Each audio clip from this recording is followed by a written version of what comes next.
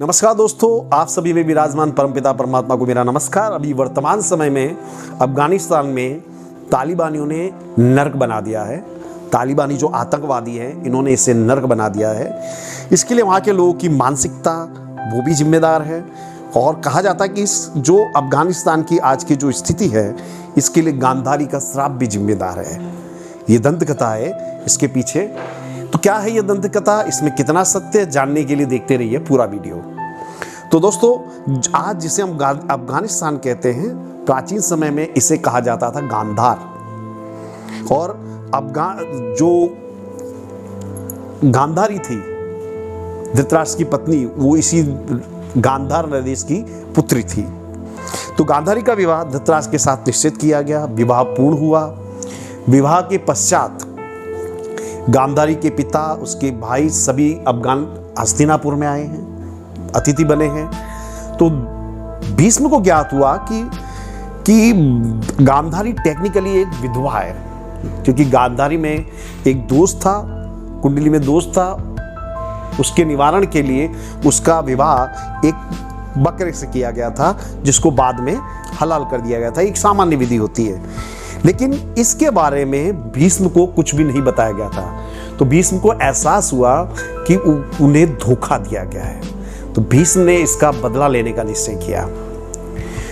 भीष्म ने जो गांधारी के भाई थे, पिता थे, सभी को अपने यहाँ पर महल में रखा, एक प्रकार से कैदी बना करके। उस प्रकार का कैदी नहीं जहां उनको सभी सुविधाएं दी जाती थी, लेकिन वो उस जगह को छोड़ के नहीं जा सकते थे, क्योंकि उस दिनों ऐसा रिवाज था कि यदि आप पहली बार आए हो लड़की के ससुराल में, तो आपको जब तक अब सामने वाला पक्ष जाने ना दे या आपको भोजन ना दिया जाए, तो तब तक आप वहां से जा नहीं सकते थे। तो भीष्म ने अपना बदला लेना शुरू किया।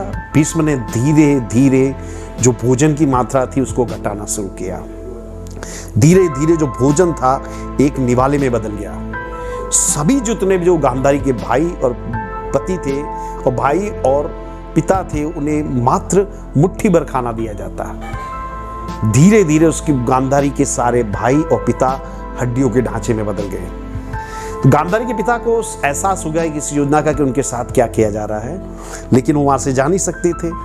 तो उन्होंने अपने सभी पुत्रों को बुलाया और कहा कि हमारी मृत्यु निश्चित है, यह हमें मारने की योजना है, लेकिन अगर हमें इससे बचना है, तो अगर इसका बदला लेना है, तो हम में से जो सबसे ज्यादा बुद्धिमान है उसको एक व्यक्ति को जिंदा रखना चाहिए।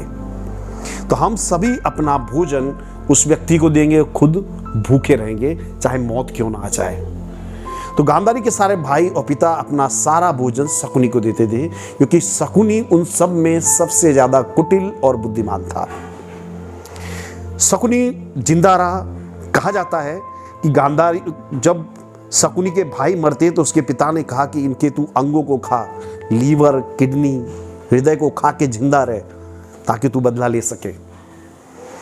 धीरे धीरे गांधारी के सारे भाई मरते गए, बचे थे मात्र शकुनी और उसके पिता। और अब उसके पिता की भी मृत्यु निश्चित थी। पिता ने कहा कि जब मेरी मृत्यु निश्चित हो जाएगी, तो तुम्हें सारी विधि करने के लिए अपने राज्य में वापस जाने का मौका मिलेगा। लेकिन याद रखना कि तू क्यों जिंदा है, क्या है तेरे जीवन का उद्देश्य। तेरे भाइयों ने तेरे लिए बलिदान दिया है, तेरे जीवन का उद्देश्य है मात्र बदला। और मरने से पहले गांधारी के पिता ने एक लकड़ी से शकुनी के पैर पर प्रहार किया, जिसके कारण शकुनी को काफी दर्द हुआ, हड्डी टूट गई। शकुनी कहा, ये क्या किया आपने? बोले, मैं तुम्हें इसलिए मारा क्योंकि जब भी तुम लंगड़ा के चलोगे तो तुम्हें एहसास होगा कि तुम क्यों लंगड़ा रहे हो, तुम्हारे जीवन का उद्देश्य क्या है। और गांधारी के पिता की मृत्यु हो गई। गांधारी के पिता की मृत्यु के पश्चात सारी विधि करने के बहाने से शकुनी अपने गांधार देश में वापस आ गया, जहां उसने धीरे धीरे योजना बनाई कि किस तरह से उससे कौरवों से अपनी हार का बदला लेना है, अपने माता, अपने पिता और भाई की मौत का बदला लेना है। और उसके बाद की सारी चीजें हम जानते हैं कि शकुनी ने दुर्योधन के मन में जहर भरा और अपनी सारी योजना को सफल बनाया। उसने पूरे कुरुवंश का नाश कर दिया। कुरुवंश का नाश हो गया। महाभारत के युद्ध के पश्चात गांधारी को जब सारी योजनाएं समझ में आई, तो गांधारी ने शकुनी को श्राप दिया था कि मेरा तो कुल का नाश हो गया है, पर मैं तुम्हें श्राप देती हूँ कि तुम्हारा भी जो कुल है कभी भी शांत नहीं रहेगा। ये जो तुम्हारा जो राज्य है हमेशा आदि व्याधि उपाधियों से भरा रहेगा।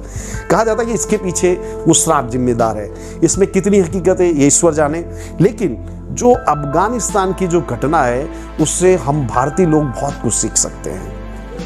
पहला सबक ये है कि आप कितने भी बड़े धन कमा लो, कितने भी बड़े महल बना लो, अगर आपकी सरकार स्थिर नहीं है तो सब कुछ मिट्टी हो जाएगा। दूसरा कि जीवन में पैसा पोजीशन ही सब कुछ नहीं होता, देश सबसे बड़ी जरूरत है। आपका धर्म, आपकी संस्कृति ये मजबूत होनी चाहिए।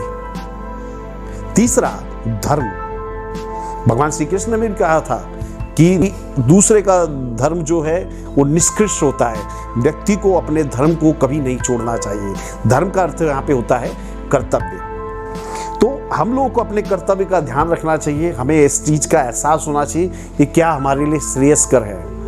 और चौथा सबक ये मिलता है कि आप आर्थिक रूप से कितने भी समृद्ध हो, आपके यहाँ पेट्रोल सस्ता मिलता हो, ड्राई फ्रूट सस्ते मिलते हो, लेकिन आपकी अगर सरकार सुरक्षित नहीं है तो आपको 3,500 रुपये में एक डिश चावल मिलेगा, 3,000 रुपये में एक पानी की बोतल मिलेगी।